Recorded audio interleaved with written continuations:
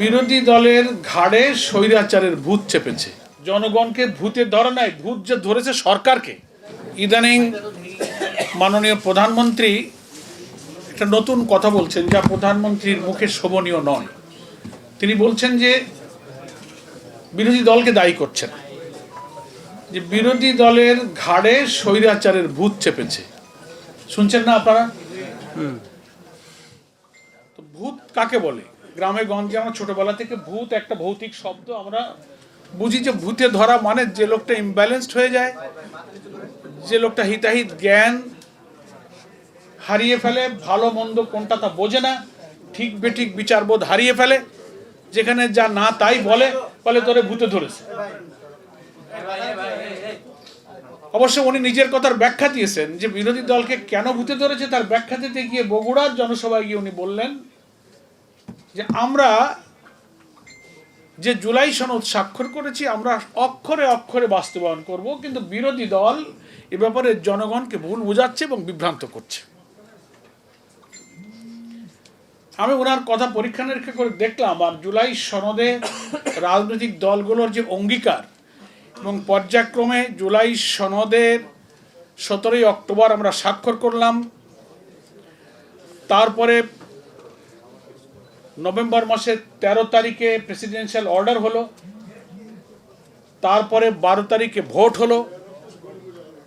সব ধারাবাহিক কার্যক্রমে বিএনপি দেশের একটা বড় দল হিসেবে সব কার্যক্রমে কিন্তু শরিক ছিল। এখানে আমাদের নেতৃবৃন্দ বলেছেন, ঐকমত্য কমিশন যে গঠন হলো এটা তো আমরা সবাই জানি। 12ই ফেব্রুয়ারি 2025 ঐকমত্য কমিশন গঠন হলো এবং 15ই ফেব্রুয়ারি ঐকমত্য কমিশনের কাজ শুরু হলো। 166টি সুপারিশ সকল রাজনৈতিক দলের কাছে পাঠানো হয়েছিল যে আপনার এই ব্যাপারে মত দেন, আমরা একমত হতে চাই। বাংলাদেশের কিছুটা constitutional reform, political reform, administrative রিফর্মের ব্যাপারে ওনারা দিলেন। 6টা কমিশনের ব্যাপারে সব পলিটিক্যাল পার্টি তাদের মতামত সরকারের কাছে দিল। সেটাকে মেলানোর জন্য 33টি রাজনৈতিক দল প্রায় 9 মাস 72টি বৈঠক করেছেন এবং সব বৈঠকে বিএনপি কিন্তু ছিল। সেখানে আলোচনা করে 84টি সংস্কারের ব্যাপারে সবাই আমরা একমত হলাম। তার মধ্যে 47টি ছিল সাংবিধানিক সংস্কার।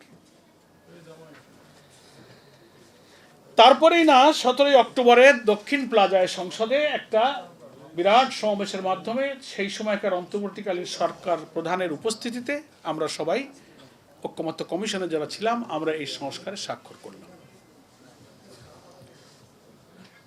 আমি কিন্তু ব্যাখ্যা দিচ্ছি, জনগণকে ভূতে ধরে নাই, ভূত যে ধরেছে সরকারকে, এটা বোঝানোর জন্য আমি একটু পেছনে গেলাম যাতে আমরা এবং আপনারা স্মরণ করতে পারি। সব জায়গায় আপনি থাকলেন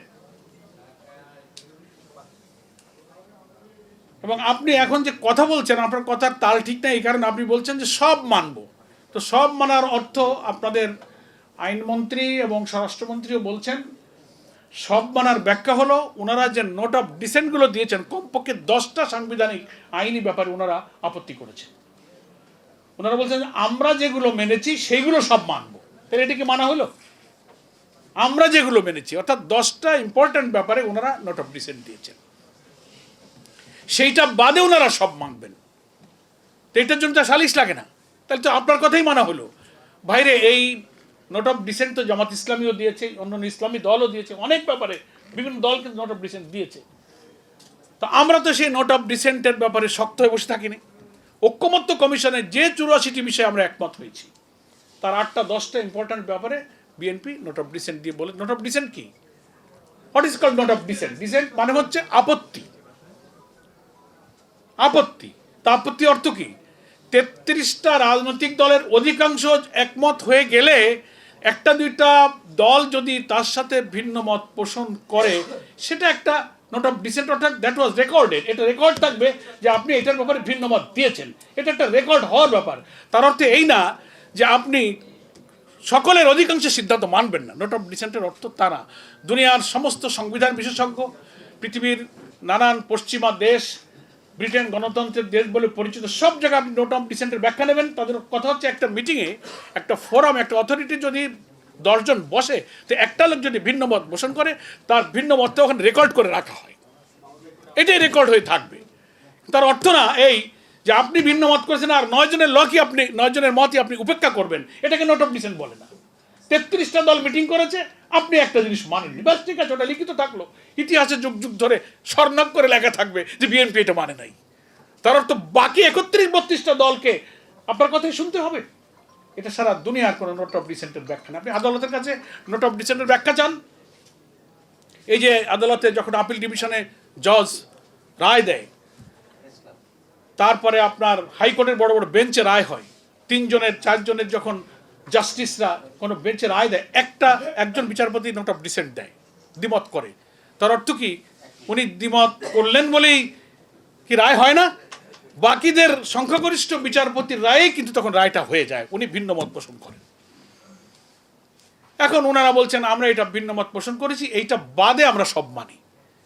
জনগণের কাছে ওনারা শুভঙ্করের ফাঁকি বলছে আমরা সব মানে বুঝা, তাহলে ওনারা জনগণকে বিভ্রান্ত করছেন, ভূত ওনাদের ধরেছে যে তাহলে জনগণ ভুল করতেছে। কিন্তু ভুল যে আপনারা করছেন, আপনারা আপনাদের কথার উপরে ঠিক থাকছেন, বরং জনগণ বলতেছে যে আপনি যে নোট অফ ডিসেন্ট দিয়েছেন, কখন দিয়েছেন? ঐক্যমত্য কমিশনের বৈঠক চলাকালে দিয়েছেন, সেটা 17ই অক্টোবরের এই বইতে লেখা আছে। তার 1 মাস পরে যে প্রেসিডেন্সিয়াল অর্ডারটা হয়েছে, সংবিধান সংস্কার আদেশ নিয়ে একটা রাষ্ট্রপতির আদেশ হয়েছে, সে আদেশটা কবে হয়েছিল? 13ই নভেম্বর, তার গেজেট আছে। সেইখানে বলা আছে একই দিনে গণভোট হবে, জাতীয় ভোট হবে।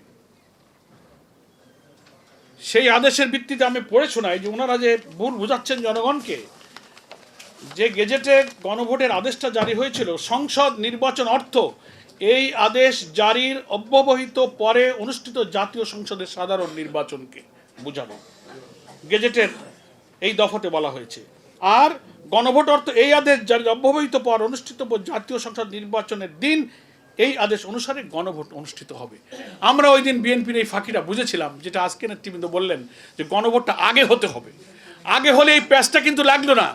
আগে হলে তখন এই সংবিধান সংস্কারের আদেশের জন্য গণভোটের রায় যখন হায় জয়যুক্ত হলো, তখন রাষ্ট্রপতিকে এই সংস্কার পরিষদের অধিবেশন তখন আহ্বান করতে হতো। তারপরে এই জুলাই সনদের রায়টা আইনি ভিত্তি পেত, তফসিলে অন্তর্ভুক্ত হতো, তারপরে জাতীয় নির্বাচনে ভোটটা হতো, যারা মেজরিটি আসতো তারাই সরকার গঠন করত। ওনাদের মধ্যে এই অন্তরে ফাঁকি ছিল যে এটা আগে হইলে এই জটিলতা হবে, তখন সংবিধান সংস্কার পরিষদ গঠন হবে, বৈঠক ডাকতে হবে, জুলাই সনদ পাস হবে, তখন আমাদের আর কোনো পথ থাকবে না। এই জন্য ওনারা আগে কিন্তু এই গণভোটটা করতে দেন নাই। অথচ আমরা তখন 8 দল ছিলাম, জামাত ইসলামী সহ সবাই বলেছিলাম যে না, গণভোটটা আমাদের আগে করে নেন। আজকে প্যাচ লাগানোর জন্য ওনারা সবাই মিলে অন্তর্বর্তী সরকার যুক্তি দেখালেন, টাকা পয়সা খরচ হবে, 2 বার ভোট করার দরকার কি, একদিনে দেন। আমরা বলেছিলাম আগে দেন, তাহলে গণভোটের ব্যালটে কি কি বিষয় থাকছে জনগণ ভালো করে বুঝুক, দেখে শুনে তার মতামতটা দিক। সব নিয়ে গেলেন আপনারা একদিন। এখন ওনারা এই 8টা গুরুত্বপূর্ণ ইস্যুতে একমত নয় বলে ওইটা বাদ দিয়ে মানবেন, তো ওইটা বাদ দিলে কি হয়? ওই কর্তৃত্ববাদী, ফ্যাসিবাদী, দুর্নীতিবাদ যে সরকারকে আমরা বিদায় করেছি, সংবিধানের গুরুত্বপূর্ণ 10টা সাংবিধানিক বিষয়ে ওনারা আপত্তি করেছেন। এবং এটা যদি এই জুলাই সনদে ঐক্যমত্য কমিশনও একমত হয়েছে, ওনারা বাদে আমরা একমত হয়েছি, এটা যদি না মানা হয় তাহলে এই সংস্কার, এই জুলাই সনদের কোনো মূল্য হবে না। আবার সেই রাষ্ট্র কিন্তু কর্তৃত্ববাদী ফ্যাসিবাদের দিকে যাবে।